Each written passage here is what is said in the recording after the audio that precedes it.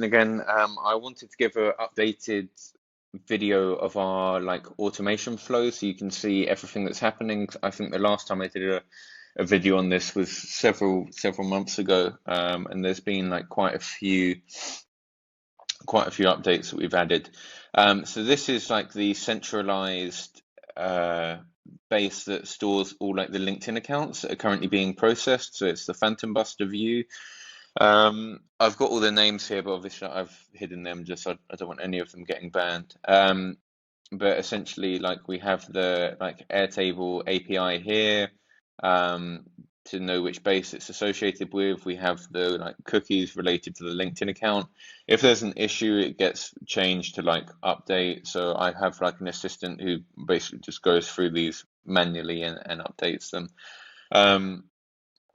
And each account now has its own flow, which is super interesting. Currently, I'm helping my friend shipping ventilators from China for coronavirus. So that's what all of these are promoting.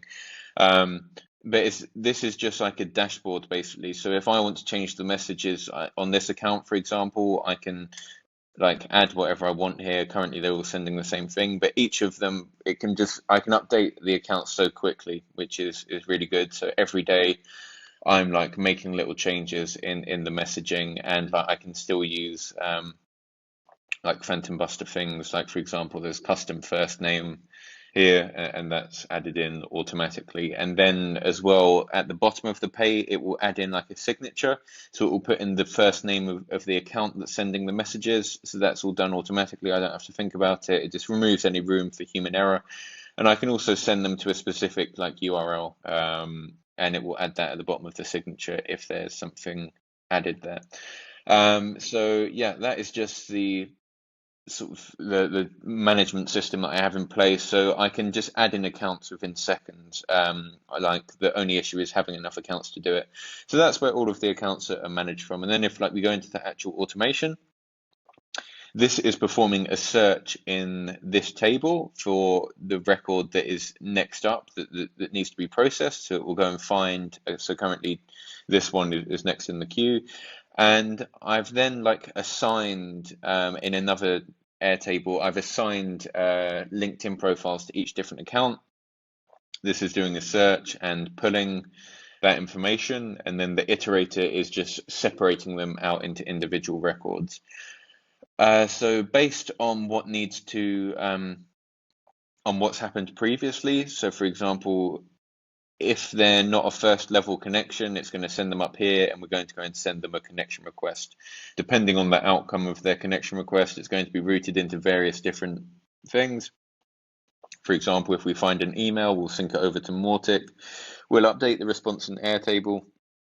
If there's an error with a cookie, it will update in here, like I said, and it will say that there's an issue with a cookie. So that's where that's all being handled. And we have an automated checker. I'll show you another flow just after this for checking if a user has accepted our connection request. But yeah, I'll go over that straight after.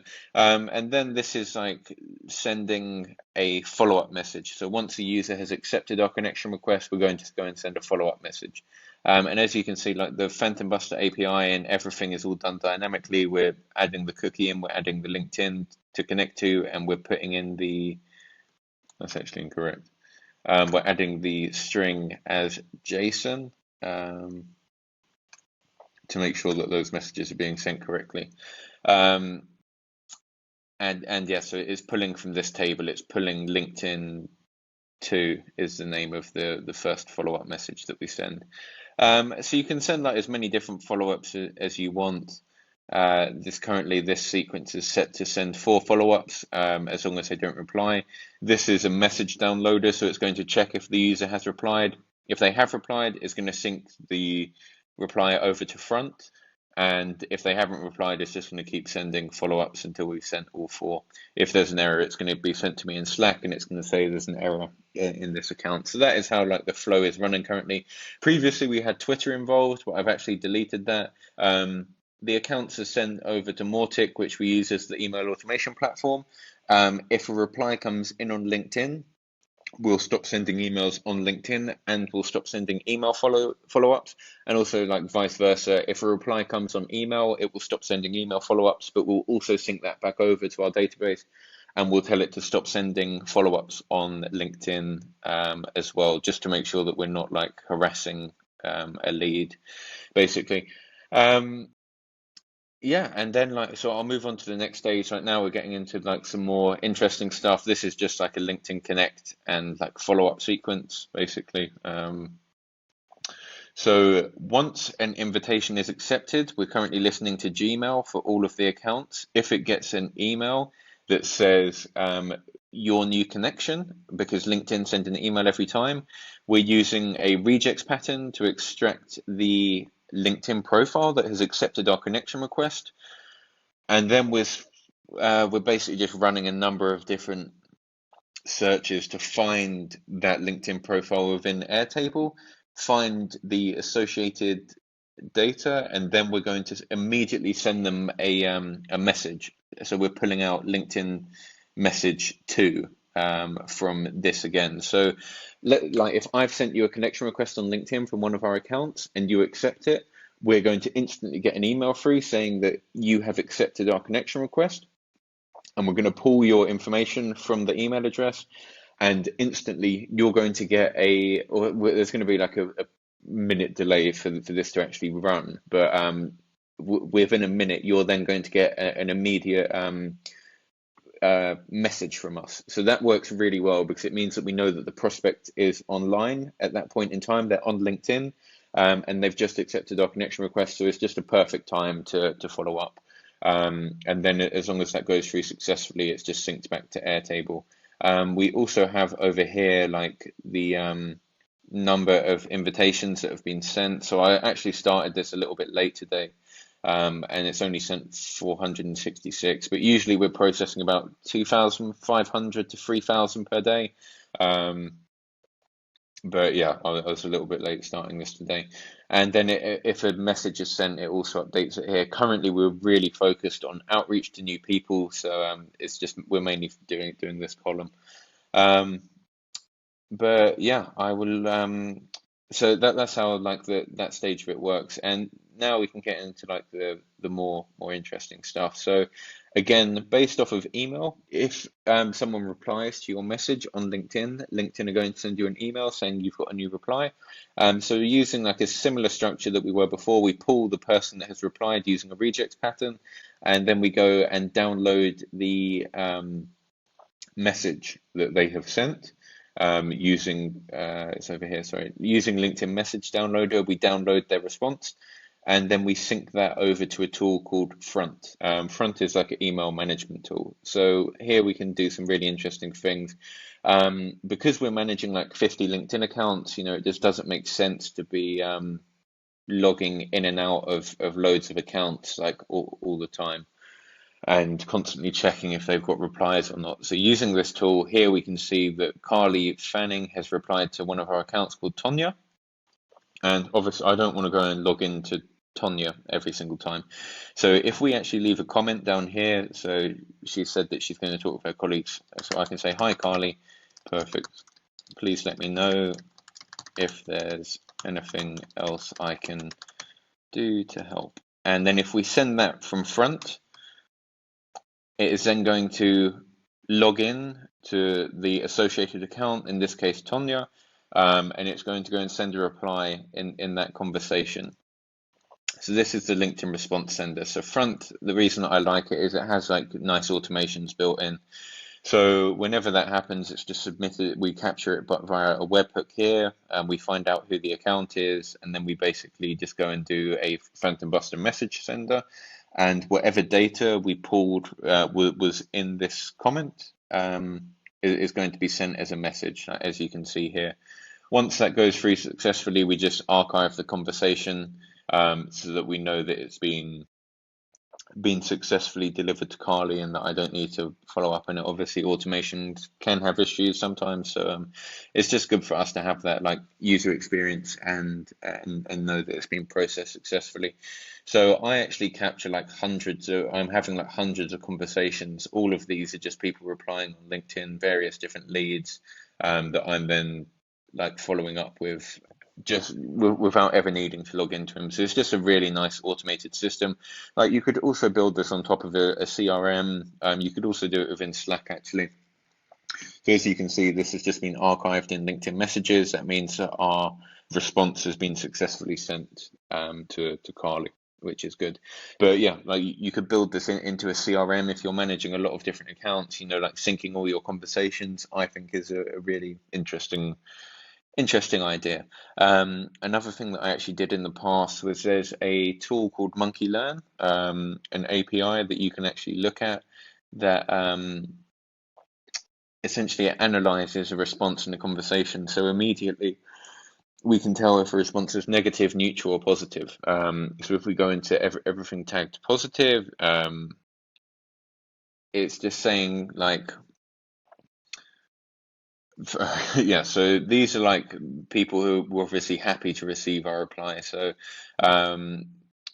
thanks, nice to meet you, best to you.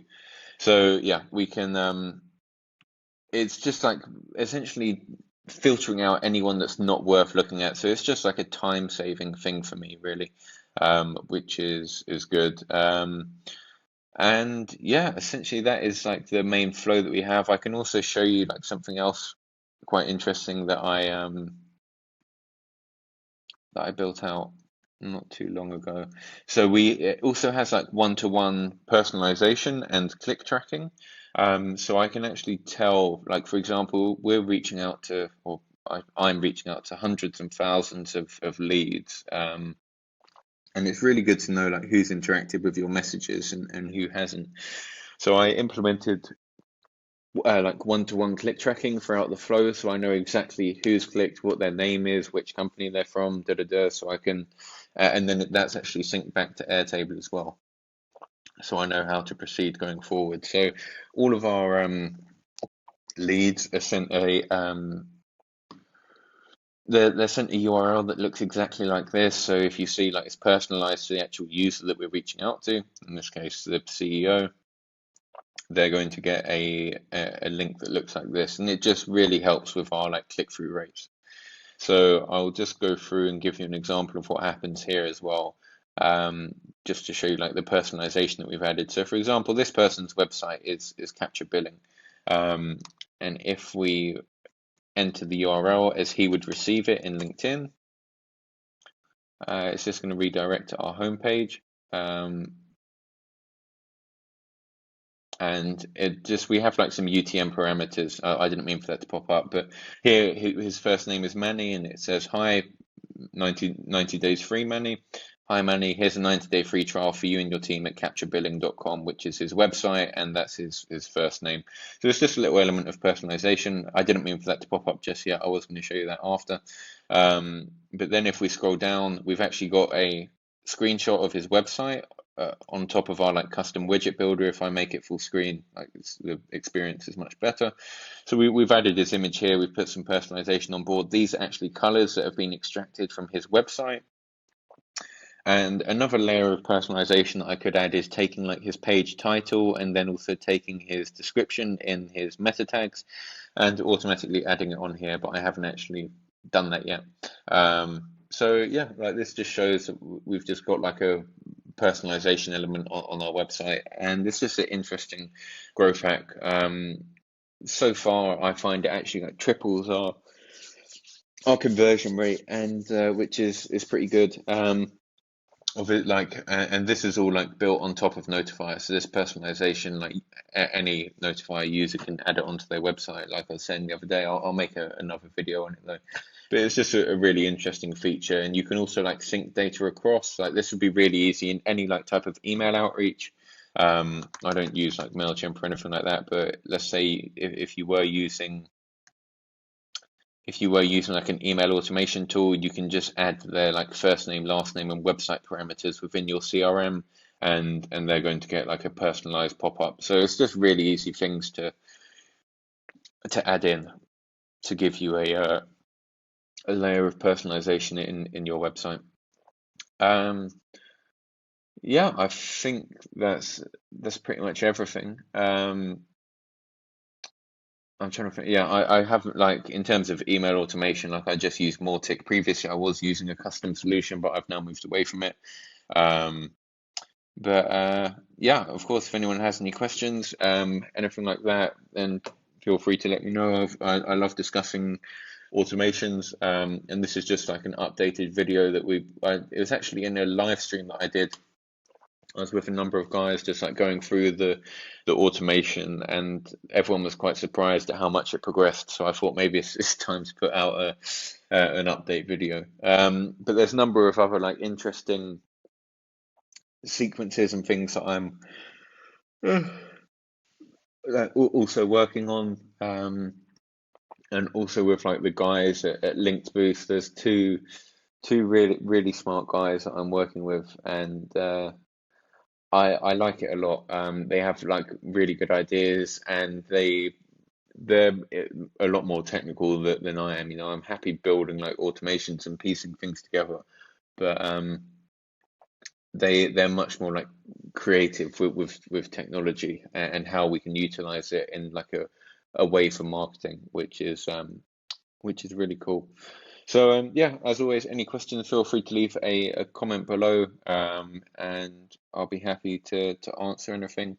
Yeah, thank you very much for watching.